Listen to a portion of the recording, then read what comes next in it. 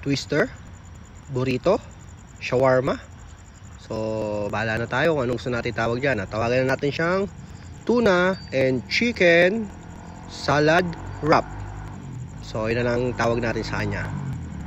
Para to sa mga hindi mahihilig magkanin, sa mga nagpipiling papayat pa pero wala nang pag-asa. Joke lang.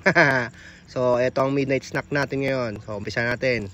Syempre kailangan lang natin pa-brownie ng ating pita wrap na binili lang natin sa Save More, SM o kahit saan meron. Tapos ito ang kailangan natin: pipino, white onion at tomato, at syempre strip na chicken. Tapos bumili tayo ng dilata lang na tuna. Pinagsama-sama na natin siya sa mixing bowl. Then lalagyan na natin siya ng mayonnaise. Depende na lang po sa inyo kung gaano karami ang gusto nyo. Syempre lalagyan din natin siya ng onteng paminta at asin. Tapos halu-haluin lang po natin siya hanggang sa ganito na ang kanyang maging itsura. So eto, pwede na to. So okay, pwede natin siyang i-prepare. Nilagyan na natin siya ng lettuce. Syempre para mas solid. Then pwede natin i-spread yung hinalo natin sa bowl kanina. Lalagyan lang natin siya ng manggang hinog. Bahala kayo kung anong trip nyo. Gusto nyo manggang hilaw? Bahala kayo, depende sa panlasa niyan. So yan lang.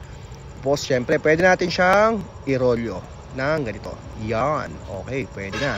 Tingnan nyo naman, itsura nito nakakatakam, di ba? Okay, ready na. Let's go. Kaya na.